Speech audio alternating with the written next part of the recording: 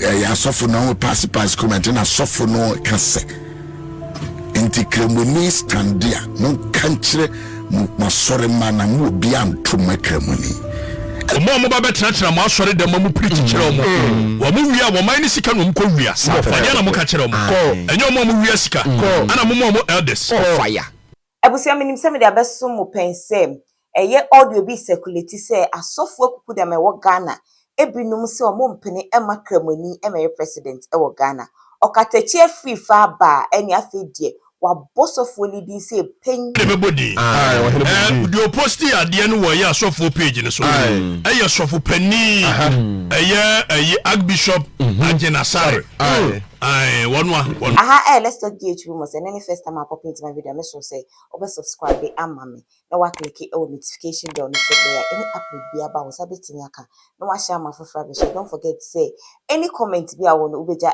comment section ho your Facebook as let's talk GH rumors and your TikTok as let's talk GH rumors make sure so be follow these pages e dey amame na no pay die ekroma ye hye ni nyina gyina say Okatakyie Afrifa ba wabebo asofo na omo se omo mpene ema kremoni ema president e wo Ghana no comment ni nka hwe ena no me betena haka kire mo se obi asofo no ahia ana omo se wa mo ma eye kremoni medi aso da ma nka no ha e gwe me nkai ma nka me kai na mo se mebua e gwe yo mebua ma nka ho po yo kan kore e omo so ya ndc ni de mo kan kore sa pepepepe maka asem ya kire mo hasa se asofo no ahia so mo ma kremoni medi aso da eno no mo de arrange ye me ye ko bompa ye ma adwoma ma de yi kogu na pempem awie ye wo su bempa won kan kore wo trufo sofo a trufo difo so su bempa wo so wo ye Kristo ni no tweka ase famu kurumu a twifem kene so for tweka ase famu no duty we make can wait me fan go court o oboa ase ba ku bi ho enu so minimo ho ene ye release mami wa munya sofo wa munya wa gadre frakadam obi osu memba wonim nyame bebia nyame kura nim no enanu yeso wo se akom kire wo mu huso wo fon a ememe ne wo keje tiatete star udi ngodi na ye muntweku o toso ama ka osa wa mu hia no mo se o mu makremoni enni eye Ghana so oboa na se meboa sofu pani eye Reverend eye Osuansa woye Nasem University ewo eye Adom FM na mfie ba de wo honi Nasem University ne yetie bia yenkonko tie teachers wa wi a yenkonko tie eye sofu pani ne kasa wo kan ye na osi ewa ha o da bi na me pe video na kura wasem disenia video ye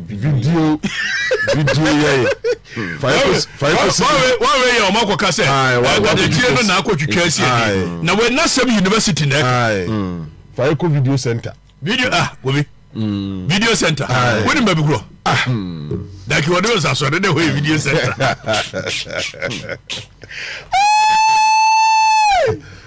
krowe meti obiato me ofianko video and I say asojafo bi se akwa de nkrofo tan no na mo me be bore ho ban asojafo na ega we tamiu me titi obi ato anu timi so nyahwe enu aminu ama no mo frɛ me na yi wo mani abreku anya akone ne boss giare wo mani abre no mo frɛ me ye awurade kwa me ya tobo no mbeku covid abra oto angwa ka obi asem wo mo so ngwa didi metu obi ato kuro ni mo metu obi ato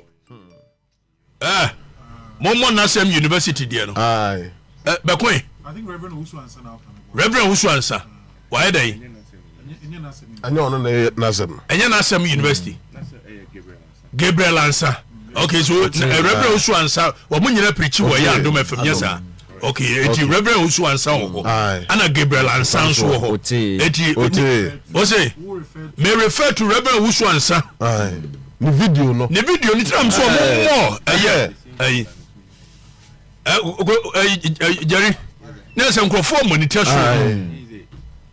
What was the Kunagu? Is a grand or Pau Kuru? Yeah, Babetiago, and the way he. What more? Just and this is for office when you're winning headquarters. So what to tell you? Mabo Bandam.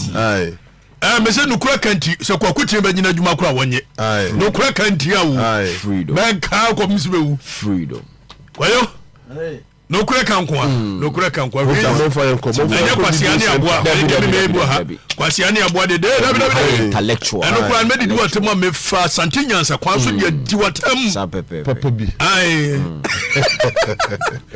teacher Fia kwani yema audio no ho audio ni yitum we ko wan memwe yatum why ko yo yitum jojo boa go bi yentie eye reverend usu ansa semo ka yenti so enra na sofo panyini bi akofa flyer bi e de akoto asofo group bi so na ode two group no so na asofo no pass comment na asofo no kase enti kremoni standia no kanchire masore mana mu obi antoma kremoni and me say me media me wo evidence kremofu a etie me it is so when you speak like this we are of penny me timi mo odin wa obu pa me timi but the way you know am say to say the way abofra o da sorry kakraka no. So why do you create this unity? Papa Sofo who influence Okroma pa but a ferry say o can sa no page no so sadie na we say one ferry na o kan ye na fa Sofo no bia ye ene kremoni de sadie na Papa Sofo ye no me mo wudi hu ba me ade na ho kan ye no e me ferry maw Papa Sofo. Discrimination. When we are preaching Christ, we don't discriminate. It's what we make me to crofo for basa statement now make here no. Papa Sofo. No flyer no ha. To una be 2 page no so. What the two so into fi so ye me was nyina na obia na a believe in your philosophy and your ideology. Any dia wo akoma kire wo. Papa Sofo. Discrimination. When we are preaching Christ, we don't discriminate. It's what we make me to crofo for basa statement now make here no. Papa Sofo. No flyer no ha. To una be 2 page no so. What the two so into fi so ye me was nyina na obia na a believe in your philosophy and your ideology. Any dia wo akoma kire wo. It is a childish decision. I am quite handsome. First of all, may you are no ha. But me moving. But me say one hour you one hour 2 pages and so. And then you allow people to condemn and to you can influence people in that negative manner. First of all, slower. Ebe ya anka yi kura efiri so. Na so say wa ma de na kwetire. Gobi we general o se me de me modi e mo me de me body do post ya de no wo ya sofo page ni so e sofo pani e Archbishop Agyinasare wonwa peresto bekoi wonwa ujari nchore mama me kama sem nyansa why nchore ma we over there na and trick is bia no go vie me say reverend osu ansa wa modi na mama ye Archbishop Agyinasare and ko posti wo asofo page bi so say obi stande abrati kasofo what does that say Agyinasare dey onim tantan but me say before say ohne yenko egobi eti wo ye no say so bi akremoni na woto wo be stand president asofo no mon kan kire mo asore man say me ya makremoni medi anim more fire sofo Agyinasare ne postis up no me na make anya so bia and the two group no me na make more fire wono na the two group nim more fire I so for penny Archbishop Agyinasare and the two group nim more fire. Says so be a ceremony no be dia nim dia. Mon kan chere mo asore mane se mo bi antuma ceremony. Freedom. Ni preaching no. Ni preaching no wo mu page no. Wo mu page. Wo mu page so. More fire. Asofo ni page. Say ho no mo kokodi nkomo bi se. Wo mo ma eye ceremony media de. Eti eno no mo mfra dwomahama. Ne ka ye na menua kwakubofo so wonte. Na mse kwakubofo mo de wabo. O mo sheda. Ana o mo arrange sa asofo ba che no so. O mo hihye adwuma na kwakubofo falling in. Eti ni asihye adwuma. Afa na eyi ne ti. More fire. Afa o wusu bempa se ye ma ceremony media so da. On say afa o mo ntimi haide no. Afa de se pi. Afa de pie. And so far, Agyinasare, they went to me McCann war it was posting war a soft for pictures of Monfanco preaching. And then Yamen Pebonia, a soft one so Tiasi. And yes, I am. If the Anacram of 1 here, more fire. Sani Yashas, you almost NPP dear. You turn into me median with NPP dear, Cremoni to median with that. Send one more set a trap. See a man Cremoni bedia dear. Near catcher Christopher says, hey, Mamma Cremoni medigan and Ozovo, Cremoni bedigan and Nimone. More fire. Cremoni bedigan and Muchina. More fire. Na Cremonia the gun and Muchinachi. More fire. Monocra Moncanti. Aye. Mufrido mine share Christopher answer and a year dear baby. Na ye Sebenya Krono akasia nyina mo na mo bo fire Christopher na bo corruption mo mine nkoso obi corruption na mo mine nkoso won say Cremoni bia wie bida Christopher nko fire omo mo ba betra mo asore dem mo preach kire mo wo mo wia wo mine sika no mko wia fanya na mo ka kire mo enyo mo wia sika ana mo elders Fire. Shovel fire there. What's the name and trouble will be because of ceremony.